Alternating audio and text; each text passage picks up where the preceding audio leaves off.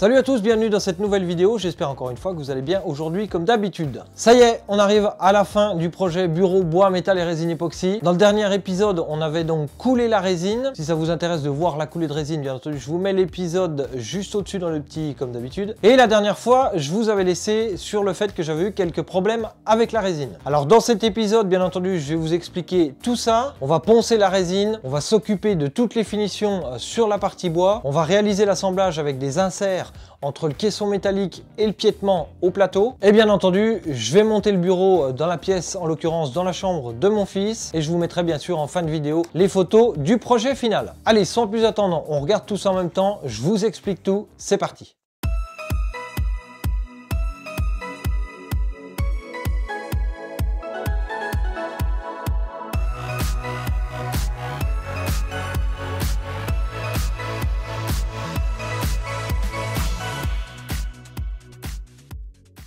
Alors les amis, installez-vous confortablement, prenez un petit café, on va parler pendant environ 4 minutes de mes soucis avec la résine. Si ça ne vous intéresse pas, vous pouvez aller directement un petit peu plus loin dans la vidéo pour découvrir la finition du plateau. Alors les amis, avant de passer au décoffrage, je vais vous expliquer un petit peu toutes les mésaventures qui m'est arrivées. Alors il faut savoir que c'est uniquement de ma faute, ça n'est ni de la formation de John, ni les produits que j'ai utilisés. Alors le premier problème les amis, parce que vous allez voir, j'ai eu un enchaînement de petits soucis. Premier souci, quand j'ai mélangé ma résine, tout allait bien, j'ai coulé ma résine et je me suis aperçu quelques heures après, en m'approchant un petit peu plus près de la résine, qu'il y avait des petites aspérités blanches tout à l'intérieur de la coulée, uniquement en surface. Vu que la résine était encore complètement liquide, au bout de 2-3 heures après, il n'y a pas de souci, on peut rebouger dedans, il n'y a aucun problème. Je me suis muni d'une petite pince à épiler et là j'ai voulu attraper ces petits trucs blancs et je me suis rendu compte que ces petites particules blanches étaient à l'état solide. Et là je me suis dit, il n'y a aucun élément solide qui n'a à être dans une résine complètement liquide. J'ai commencé à retirer ces petites particules et je me suis aperçu que c'était des tout petits morceaux de plastique transparents. Alors j'en suis pas sûr, mais je suspecte le mélange dans le seau. On dit souvent qu'il ne faut pas lésigner sur le mélange pour qu'une résine soit bien mélangée avec son durcisseur. Il faut mélanger au moins 5-10 minutes et puis tout bien mélanger dans le fond du seau, dans les coins, etc. Chose que j'ai faite, certainement un petit peu de trop je pense, puisque je suis quasiment sûr que ces petites particules blanches viennent du seau et je pense que j'ai voulu faire mon mélange trop bien et que j'ai eu tendance à appuyer un petit peu sur le seau avec le mélangeur pour bien prendre ce qu'il y avait dans le fond, etc. Donc ça a été le premier problème, bon, qui s'est relativement vite résolu puisque la résine était complètement à l'état liquide, donc j'enlevais ça à la pince à épiler. Voilà, il n'y avait aucune marque, il n'y avait rien du tout. Lorsque j'ai fait ma coulée de résine, j'étais super content, tout s'est bien passé, mais je me suis aperçu que mon niveau de résine avait légèrement baissé le lendemain. J'avais environ 1 mm, voire 2 mm en dessous mon niveau final. Et après réflexion, je me suis dit, bon, avec l'absorption, etc., peut-être qu'il s'est glissé un petit peu légèrement de résine, légèrement sous les planches, ça peut paraître normal. J'ai recomplété puisque au bout d'une journée, la résine n'était pas prise du tout. Ensuite, j'ai attendu une deuxième journée, ça avait l'air de pas trop mal se passer et au bout de la troisième journée je me suis aperçu que ça avait légèrement rebaissé de niveau mais c'était vraiment pas grand chose. Là au pire du pire j'avais à un endroit à peu près au milieu du plateau 1 mm mais quasiment à peine 1 mm et là la résine commençait à durcir légèrement donc j'ai pas voulu recouler, je me suis dit bon tant pis, je rattraperai au ponçage. Suite à ça, l'erreur que j'ai fait bien entendu, la résine n'était pas complètement dure mais on sentait qu'elle commençait à durcir. J'ai voulu resserrer légèrement mes serre-joints où j'avais mis les cales pour serrer mes plateaux et là bien entendu j'aurais dû m'en douter. J'ai resserré mes cales. Je me suis dit ça va peut-être compenser légèrement le niveau vu que la résine est encore pas sèche. Et le lendemain je suis revenu et ça avait légèrement, aux endroits où j'avais resserré les cales, ça avait légèrement fait comme une peau de pêche sur la résine, ça l'avait légèrement plissé. Alors là j'aime autant vous dire que quand j'ai vu ça j'étais complètement fou. J'ai dit ça y est, c'est tout mort, c'est tout foutu, il va falloir tout refaire. Bref, j'ai décidé de laisser comme ça, de toute façon redéfaire les serre-joints, etc. ça allait empirer, donc je me suis dit ne touche plus à rien, laisse ça tranquille. Alors bien entendu, vu que mon niveau baissait, en décoffrant je me suis aperçu qu'il y a coulé pas mal de résine dessous, elle était quand même relativement loin, malgré les serre-joints, les cales. Le seul problème, c'est qu'il aurait fallu que je trouve une solution pour caler mon plateau sur la longueur au milieu, parce que je pense que de l'écraser avec les serre-joints uniquement sur les tours, forcément au milieu, on n'arrive pas à le faire plaquer vraiment correctement, et du coup il s'est barré pas mal de résine dessous, ce qui expliquait ma descente de niveau. Alors à la base, cette résine est donnée pour 72 heures de séchage. Bien entendu, arrivé les 72 heures, ma résine n'était toujours pas sèche. J'ai commencé à me poser quelques questions sur le fait de mon mélange, j'ai été été très minutieux sur les proportions. Donc franchement, je vois pas pourquoi mon mélange n'aurait pas pris. Bien entendu, comme c'est la première fois que je réalisais une résine, comme je vous l'avais dit, j'ai pas forcément pris en compte les conditions climatiques. À savoir que j'ai coulé la résine le samedi et le lundi matin, on avait une journée très fraîche qu'on n'a pas eu depuis un petit moment. J'avais moins 7 degrés dans mes coins. Et là, je me suis aperçu qu'une résine qui est exposée à de trop faibles températures arrête tout simplement de polymériser et la résine ne durcit plus du tout. Bon, j'ai mon petit poêle à bois, mais la journée je suis au boulot, je peux pas alimenter le poêle toute la journée pour qu'il y ait une température constante et le temps de le faire chauffer le soir en rentrant du boulot, etc. Ça aurait été trop juste. J'ai donc décidé d'enlever le coffrage de l'atelier, on l'a rentré dans la maison, je l'ai mis sur ma table de salle à manger et ça c'était au bout de 5 jours. Au bout de 5 jours, j'avais toujours ce côté collant et une résine assez chewing-gum. Entre temps, le dessus avait quand même légèrement durci en appuyant, je me suis dit bon, elle va se tenir. J'ai commencé de décoffrer un côté, à peu près au bout d'une demi-heure, j'avais en bout du plateau de la résine, ça commençait à faire un bombé comme ça, la résine était en train de se tasser, c'était une panique à bord. Donc tout ça, bien entendu, je n'ai pas filmé, j'ai pas pris le temps de mettre un pied de caméra, ni une caméra pour filmer ce genre de catastrophe. J'ai tout de suite remis le côté du coffrage, j'ai dit on arrête les conneries, j'ai pris le coffrage, j'ai mis ça dans la maison. Ça, je l'ai mis, j'ai dû le mettre le jeudi soir, il me semble. J'ai dû le mettre le jeudi soir dans la maison. Et là, magie, la résine avait vraiment durci en une journée, ça avait fait le boulot dingue par rapport à la fraîcheur de l'atelier. J'ai pas voulu décoffrer, j'ai décoffré simplement le dimanche soir. Je voulais être sûr du coup, avec toutes les galères d'avant. Donc du coup, ça m'a fait un gros boulot au ponçage. Mais bon, j'ai réussi à rattraper le truc. Et puis du coup, bah, c'est la première fois que je fais ça. Donc quand c'est la première fois, généralement, on peut pas tout savoir. On fait quelques erreurs. Mais c'est toujours très positif puisque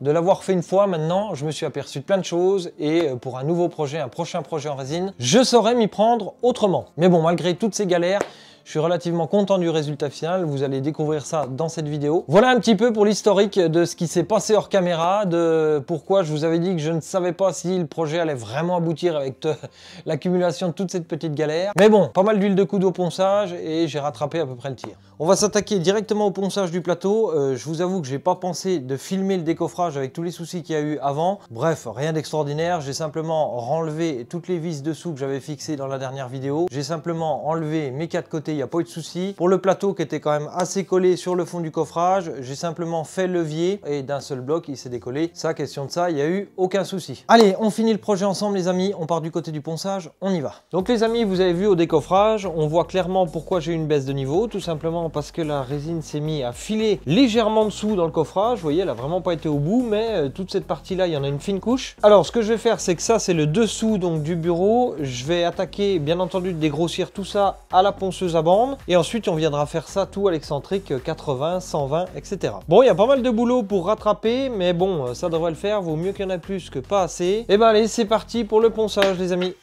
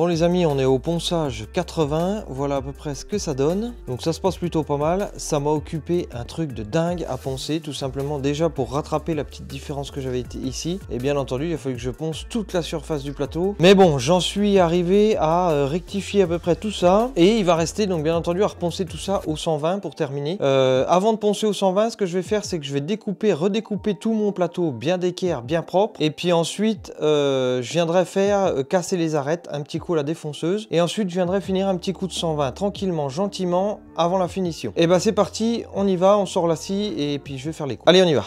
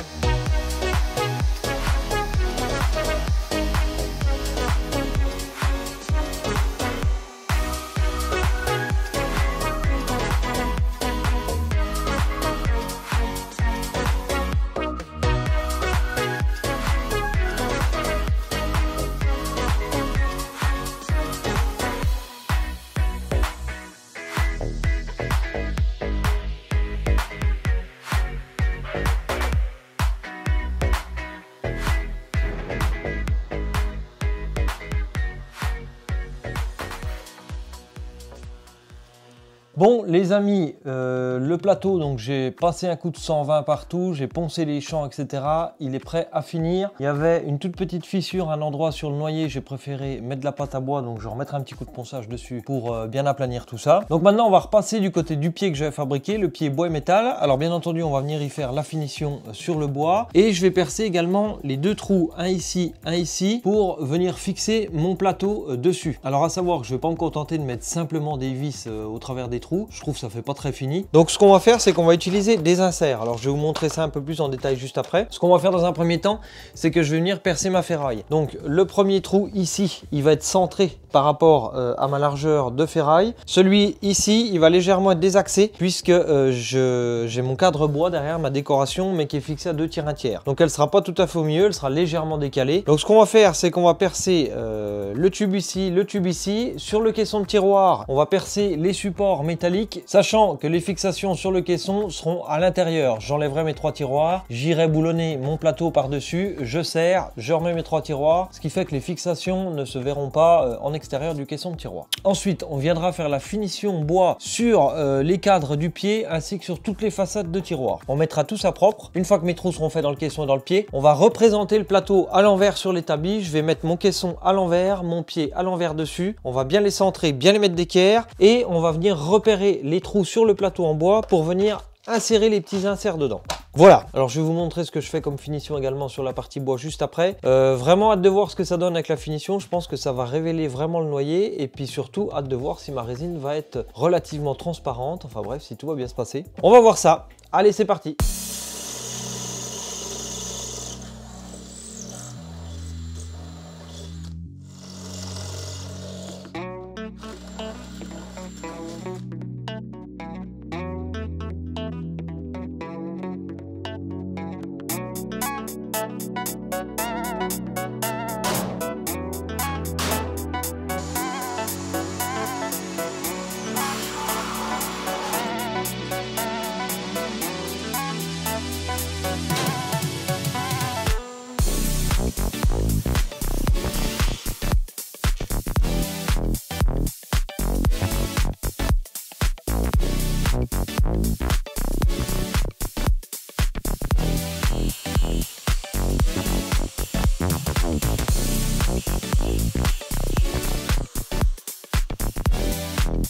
Alors les amis, en ce qui concerne les inserts, donc ça se trouve sous forme comme ça. Alors je vous mettrai le lien en description si ça vous intéresse. Donc bien entendu, on en a de différentes tailles, différentes longueurs. Tu vois, ça peut aller très petit à très gros. Donc l'objectif, c'est simplement d'aller percer un trou dans sa planche de bois. Et en haut, vous avez une tête pour une clé Allen. On peut mettre une clé Allen dedans. Ça nous permet de venir les visser pour les serrer dans le plateau en bois. Donc on voit comment c'est fait à peu près. Il y a un petit filetage tout le tour. Et donc à l'intérieur, je ne sais pas si vous voyez, à l'intérieur, on a un filetage. Donc un filetage où on peut mettre une vis tête fraisée ou un boulon, peu importe. Et voilà, donc une fois que la partie là est bien prise dans le bois, qu'on a bien serré, ça bouge pas du tout. Et ça, ça je trouve ça top parce que c'est facilement démontable, c'est facilement montable. Et puis voilà, on peut resserrer 10 fois, ça bougera pas par rapport à une vis simplement vissée dans un plateau de bois. En ce qui concerne la finition, on va utiliser le Rubio Wall Plus avec l'accélérateur. Alors c'est sûr qu'il y aurait eu plein d'autres solutions pour faire la finition. J'ai opté pour Rubio tout simplement pour la facilité de mise en œuvre. C'est monocouche, au bout de 5 minutes, une fois qu'on a passé ça, on peut refaire de la poussière, il n'y a pas de problème.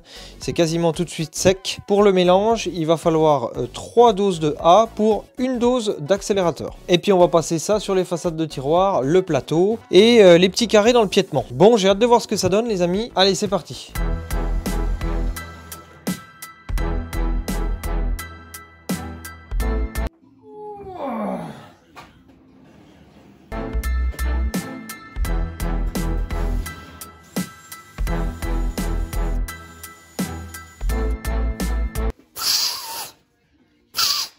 Je suis tout le temps en train d'en chercher des bouts. Elle est où, elle est où, elle est où, sérieux? Je l'avais.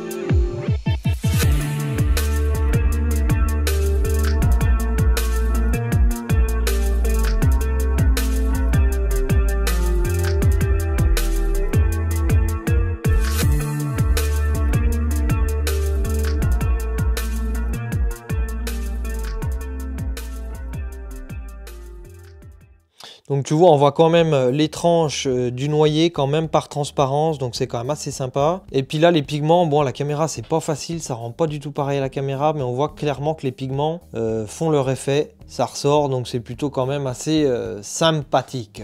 Bon bah sinon tu vois ça brille pas mal, je suis assez content de la finition. Bon bah la finition Rubio hein, comme d'habitude c'est vraiment sympa, c'est top. Donc on va assembler tout ça et puis bah, on va voir ce que ça donne pour finir avec le pied et le caisson. Bon les amis, nous voilà à la fin du projet. Ce que je vous propose maintenant, c'est de vous emmener avec moi dans la chambre de mon fils, là où je vais installer le bureau, de vous faire quelques images pour vous donner un petit peu le rendu de tout ça monté. Je vais vous laisser sur ces quelques images. Si ce projet vous a plu, si vous avez envie de voir les autres projets, n'hésitez pas à mettre un gros pouce bleu, à vous abonner à la chaîne en activant la petite cloche des notifications. Si vous voulez me rejoindre sur les réseaux sociaux Facebook, Instagram, Bricoseb, je vous mets des photos des projets en cours, un petit peu la vie dans l'atelier. Et puis bien entendu, vous retrouvez comme d'habitude tous les liens en description, les petits inserts qu'on s'est servi pour fixer la partie métallique au plateau. Je vous mets tout dans la description, la liste de l'outillage, toute la gamme Peugeot, etc. Bref, si ça vous intéresse, tout y est juste en dessous. Bien entendu, si vous êtes intéressé par la résine, si vous voulez vous lancer